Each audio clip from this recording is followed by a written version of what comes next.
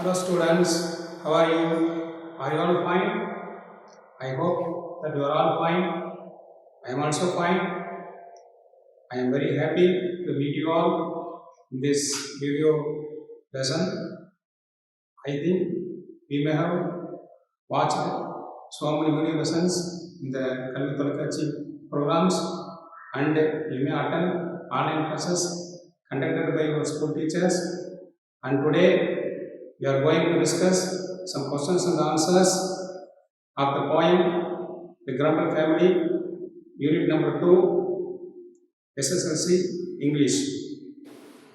Before going to the poem, you may have already viewed the images of the poetess Lucy Maud Montgomery.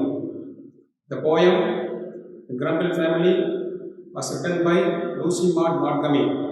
Here are a few images of her, and before going to the discussion of the questions and answers of the poem The Grumble Family, we may see some of the news about the author. Lucy Maud Montgomery, 1874 to 1942, was a Canadian author. She is best known for her novel Anne of the Green Gables. This novel gave her a lot of famous name. After writing this novel, she became so famous. She has published 20 novels, 530 short stories, and 500 poems, and 30 essays. She was a prolific writer. Her work, diaries, and letters studied all over the world by scholars and students. And coming to the questions and answers, I expect that you have all have to know the gist of the poem. I have given here the gist of the poem The Grumble Family. The Grumble Family இந்த கதையில் இந்த போயத்தினுடைய கருத்தை சுருக்கமாக தெரிந்து கொண்டால் இதில் கேட்கப்படுகின்ற கேள்வி எல்லாத்தையும் நீங்கள் ஈஸியாக எழுதிடலாம். அதனால் ஒரு ஃபியூ ஹிண்ட்ஸ் அந்த போயத்தை பற்றி நான் கொடுத்துருக்குறேன். The Grumble family, they live on a complaining street. The city name is never are satisfied. The river beside them is discontent. அதாவது இந்த போயம் எதை பற்றி சொல்லியிருக்காங்கன்னா, எப்பொழுதுமே குறைபேசி கொண்டே தெரிகிறாங்கல்ல, சில ஃபேமிலிகள் சில நண்பர்கள் அந்த மாதிரி இருப்பாங்க, குறைபேசி கொண்டே சிலர் இருப்பாங்க, எப்போ பார்த்தாலும் அவங்கள பற்றி சொல்லியிருக்காங்க. அந்த குறைபேசி இருக்கிறவங்க எதை பற்றி குறை பேசுவாங்க, என்னென்ன சொல்லுவாங்க, நம்ம அவங்கள்ட்ட வந்து எப்படி நம்ம காப்பாற்றிக்கணும், நம்ம அவங்கள்ட்ட எப்படி நம்ம டீல் பண்ணணும், நம்ம வாழ்க்கையை நம்ம எப்படி லீடு பண்ணணும் அப்படிங்கிற மாதிரிலாம் இதை பற்றி சொல்கிறாங்க. They growl for each and everything. Growl means they will make complaints. They will find fault with each and everything. They always find fault with all. They are known for their name Grumble. Grumble means making sounds of displeasure. They scold winter, summer, because if it is cold, if it is summer means they will say that it is too hot. If it is winter means they will say that it is too cold. Even the seasons they do not spare. They scold the seasons also because of their nature, that is complaining nature. They growl at the sun and rain. Even a sunny day they make complaints, and if it rains means they will again make complaints. It rains too much, etc. They will say like that. They never stop growling. When everything is right, because everything will not go right. Sometimes there are right things, even the right things become wrong things for them. In their view, all the things that happen are wrong. They never accept their grumbling nature. You see, நம்ம வந்து யார்ட்டாச்சும் ஒரு குறையை சொன்னோம்னா அவங்க ஒரு குறையை தெரிஞ்சுக்க மாட்டாங்க, சொல்ல மாட்டாங்க. அவங்க மற்றவங்க யாராவது சொன்னாலும் பெருசாக எடுத்துக்க மாட்டாங்க. அது மாதிரி இவங்க என்ன செய்கிறாங்கன்னா, அவங்களுடைய அந்த குறை பார்க்கக்கூடிய அந்த குணத்தை வந்து சொன்னோம்னா அவங்க வந்து அதை ஏற்றுக்கொள்ள மாட்டார்கள். They never accept the grumbling nature. Don't stay with the family or you will get that nature. The poets wants us to keep ourselves away from the family, because we will also get infected by that bad quality. It is wise to keep your feet away from complaining nature never grow or we be mistaken for grumblers too. நம்ம என்ன சொல்லுவாங்க, சில நேரம் என்ன சொல்லுவாங்கன்னா, நம்ம அதாவது வந்து அவங்கெல்லாம் வந்து ரொம்ப பொறுமைசிட்டே இருக்கிறவங்க, தெருப்பக்கம் கூட போயிடாதீங்க, அந்த வீட்டு பக்கமே வந்துடாதீங்க, தெருப்பக்கம் கூட நீங்கள் போயிடாதீங்க அப்படிங்கிறவங்க சொல்கிறோம்ல. அது மாதிரி வந்து இந்த கவிஞர் என்ன சொல்கிறாங்கன்னா, நம்மளை அந்த தெருப்பக்கம் போயிடாதீங்க, எப்படி மறந்தும் போயிடாதீங்க அப்படிங்கிற மாதிரி சொல்கிறாரு. அதனால வந்து எந்த அவங்க குறை பேசுகிறாங்கன்னா, அந்த அந்த தெருவுடைய பேரே வந்து குறை சொல்லுகின்ற தெருவு அப்படின்னு வச்சுக்காரு. அங்கே ஒரு ஆறு வருது, அந்த ஆறு கூட வந்து திருப்தி இல்லாத ஒரு ஆறு அப்படின்னு பேர் வச்சிருக்காரு. அதே மாதிரி அவங்க வசிக்கின்ற அந்த இடத்துக்கு சிட்டிக்கு வந்து நெவர் ஆர் சாட்டிஸ்ஃபைடு, அதாவது எப்பொழுதும் திருப்தி அடையாத ஒரு சிட்டி. அந்த சிட்டியினுடைய பேரே வந்து எப்பொழுதும் திருப்தி அடையாத சிட்டி அப்படின்னு பேர் வச்சிருக்காங்க. எல்லாம் சொல்லிட்டு கடைசியில் வந்து how we should lead our lives அப்படிங்கிறத சொல்றாரு. We should walk our life with a smile and song. We should always be happy. We should lead our life happily. Sometimes things go wrong, our position high or low. We may be poor or rich, but sometimes there may be failures. We should not get discouraged and we should be strong-minded. We should lead our life with cheer and joy. That is what the poetess wants us to do. We should not belong to the family of Grumble. If we keep some time with them, we will get that bad quality. So we may be also branded as the Grumble family. So it is very good, it is very wise to be away from that family. And now we are going to look at some words and their meanings in the glossary section. Because apart from knowing the gist of the poem, it is also equally important to know the important words in the poem and their meanings, because sometimes questions are based on the meanings of the words given in the poem. So you have to be very thorough with all the words. If you do not know meaning for any word means, you have to try to know the meaning. Discontent, that is dissatisfaction, திருப்தியின்மை, amiss, not quite right. அவங்கள்ட்ட எது வந்தாலும் அவங்க ரைட்னு சொல்ல மாட்டாங்க. That is the means is not quite right, wrong. Growl, growl means make a low guttural sound in the throat. In the throat, that is a low noise expressing displeasure and disgust over anything. That is growl. Gloomy, depressing or brightening. The very street is gloomy. இருட்டு பிடிச்ச இருண்ட வீடுன்னு சொல்லுவாங்க. ஏதாச்சும் ரொம்ப மோசமானவங்களாம் இருந்தாங்கன்னா என்ன சொல்லுவாங்க, நம்ம அதை வந்து இருண்ட வீடுன்னு சொல்லுவாங்க. அது மாதிரி வந்து அந்த தெரு வந்து குளூமி ஸ்ட்ரீட் அப்படிங்கிறாங்க. தெரு வந்து இருந்து போயிடுச்சு, தெருவை பார்த்து பயப்படுற மாதிரி இருக்கு, அந்த தெருவை பார்த்தே பயம் வந்துடுது அப்படின்னு சொல்றதுனால அவங்க சொல்லுவாங்க gloomy. Gloomy means depressing or threatening. Questions may be asked about the meaning of these words. Wandering, wandering means leisurely walking. Folks, folks means people, the people belonging to the street, that is complaining street. Jumble, disorder. Queerest, strangest, most peculiar. That means the peculiar thing. What does the poet say about the peculiar thing about the grumbling people? It is that the people belonging to the Grumble family will never accept their defects. That is the queerest thing. Even though you tell them about their nature and the very bad effects of their quality, they won't accept their bad quality. That is the queerest thing. What the poetess says. Station, social status. சமூக அந்தஸ்து தமிழ் சொல்லுவாங்க, அது சமூக அந்தஸ்து. அடுத்து வந்து before going to the question and answer sections of the poem, it is very important to know the pronouns used in the poem. There are several pronouns. Sometimes questions may be set regarding the pronouns. They, what is the word they refer to? Or he, what is the word he refer to?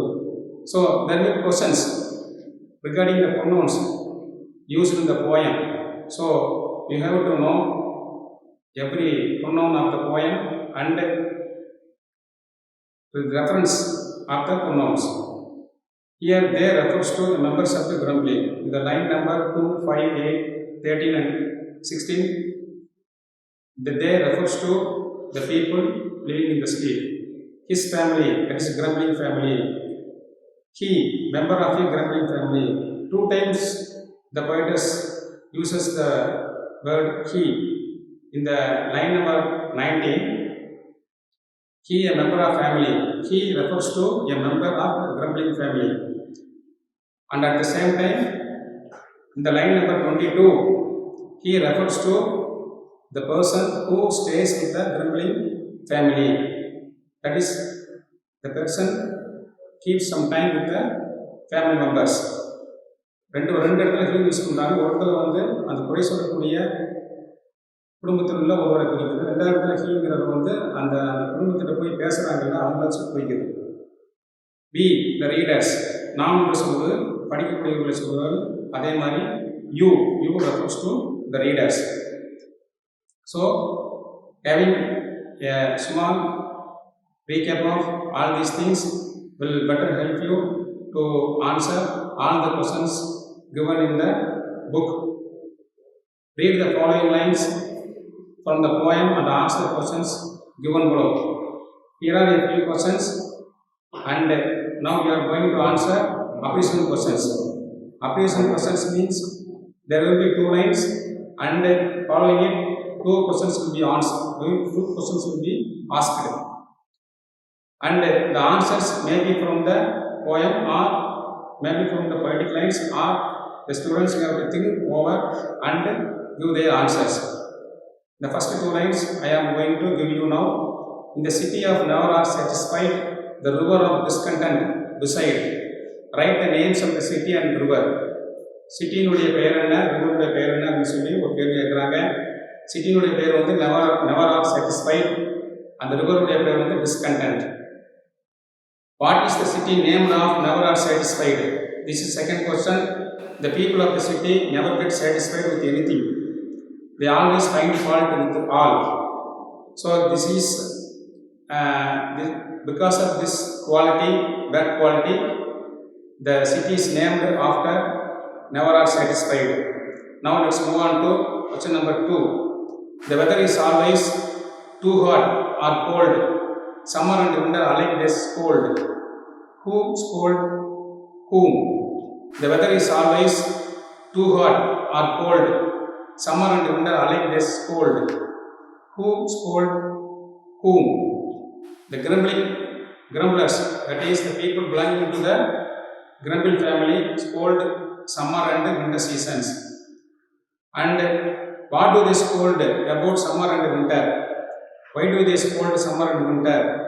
Means nothing. Because of their bad nature, their fault-finding nature, they scold everything, and like that they scold winter and summer also.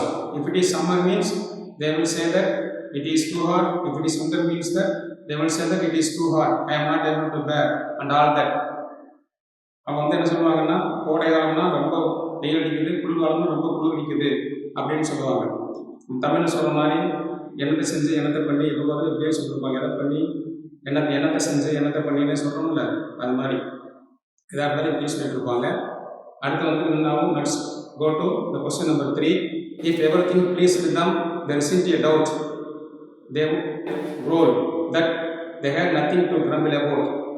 If everything pleased them, there isn't a doubt they growl that they had nothing to grumble about. Will they accept the question? A. Will they accept anything that pleases them? Answer no. They will not accept anything that pleases them. Second question B. How do they react when things please them? They will make a complaint for being satisfied and having nothing to scold. So if anything pleases them, they will not accept it because pleasing them is not acceptable by them. They will find fault even for it. Question number 4. But the curious thing is that not one of the same can be brought to acknowledging his family name. But the curious thing is that not one of the same can be brought to acknowledging his family name. What is the curious thing? The curious thing is that the family members will not accept their grumbling nature. யாராச்சும் ஒருத்தர் அவங்களுடைய குறை சொன்னால் ஏற்றுக்க மாட்டோம்ல, அது மாதிரி வந்து குறை சொல்வதே பெரிய விஷயம். அது அவங்களை பற்றி குறைய ஒருத்தர் சொன்னோம்னா அவங்க தன்னுடைய குறையாக ஒருத்தர் பார்க்கறதே பெரிய விஷயம். அதே மாதிரி வந்து குறைய சொன்னோம்னா என்ன செய்ய மாட்டாங்க, ஏற்றுக்க மாட்டாங்க. அது மாதிரி வந்து இந்த கிரம்பிளர்ஸ் என்ன செய்யறாங்கன்னா, வெளியே இருக்கிறாங்க யாராச்சும் குறை சொன்னாங்கன்னா they will not accept their grumbling nature. What is the name of the family? The Grumble family. Now let's go to question number 5. There is a family nobody likes to meet. They live, it is said, on complaining street. There is a family nobody likes to meet. They live, it is said, on complaining street. Where does the family live? The family lives on complaining street. That is, it is referred to the place where they dwell. Because of their nature, the street itself is named after complaining street. B question. Why do you think the street is named as complaining street? The grumbling people live there. So many people live there, and all of them noted for their grumbling nature. So the very street is named as complaining street. Let's move on to question number 6. They growl at that and they growl at this. Whatever comes, there is something amiss. They growl at that and they growl at this. Whatever comes, there is something amiss. What does the word growl mean here? Growl here means making an unpleasant sound of complaint. Growl means a kind of sound, but here it expresses displeasure. Why do they find everything amiss? Due to their grumbling nature, they find everything wrong and not right. Even though some things are right, they will not accept them. They will say that it is wrong, it is not right. Question number 7. Nothing goes right with the folks you meet down on the gloomy complaining street. Nothing goes right with the folks you meet down on the gloomy complaining street. What is the opinion about the folks you meet down the street? Everything is wrong and not right for the folks. That is the mentality, the attitude of the people living in the complaining street. They will say everything is right. Not a single thing will go right for them. What does the word gloomy mean here? Gloomy means depressing or frightening. Question number 8. The worst thing is that if anyone stays among them too long, he will learn their ways. The worst thing is that if anyone stays among them too long, he will learn their ways. What is the worst thing that can happen if anyone stays with them? Answer: one will get infected with the grumbling nature. B question. What are the ways of the grumbling family? That is, ways means their habits. Their habits are not getting satisfied. There will be so many habits. I have pointed out 3, and you may also point out some other habits of the family. They will not get satisfied. Number 1, they will find fault with everything. They will not find anything right. They will scold everything. Question number 9. And if it were wisest to keep our feet from wandering into complaining street, what is the wisest thing that the poet suggests? The wisest thing is that we should not enter the complaining street. This is the wisest thing. The poetess wants us to not to go to that street. It is the wisest thing that we have to keep. Knowingly or unknowingly, we should not enter the street. Purposefully or unpurposefully, it is the wise thing for us not to enter that street, because once you enter into that street means you may also have the bad quality. That's why the poetess wants us to do. Then what is the phrase to keep our feet from wandering refer to? We should not go to the complaining street knowingly or unknowingly. We should always keep our feet away from the street. It is good for us. Then question number 10. Let us learn to walk with a smile or song, no matter if things do sometimes go wrong. Question number A. What is the point expect everyone to learn? Answer: we have to learn to walk happily with a smile and song. How we should lead our life. In the end of the poem, the poetess says us how we should lead our life. We have to be always joy and lead our life cheerfully and joyfully. This is what the poet emphasizes to do.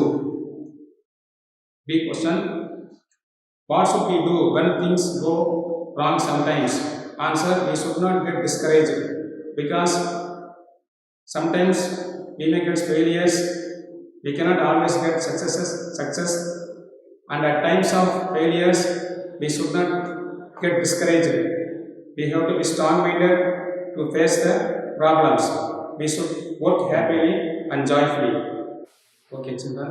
Now let's go to the literary uses of the poem. The first one I am going to deal with is anaphora. Do you know what is anaphora? Anaphora is a technique where several phrases or verses in a poem begin with the same words or same word or words. They examine from the poem, they growl at the rain, they growl at the sun. You can see they growl at. This phrase is repeated two times. That is, they growl at first. The second one is they growl at. This is an example of anaphora. And I have given here another example from another poem.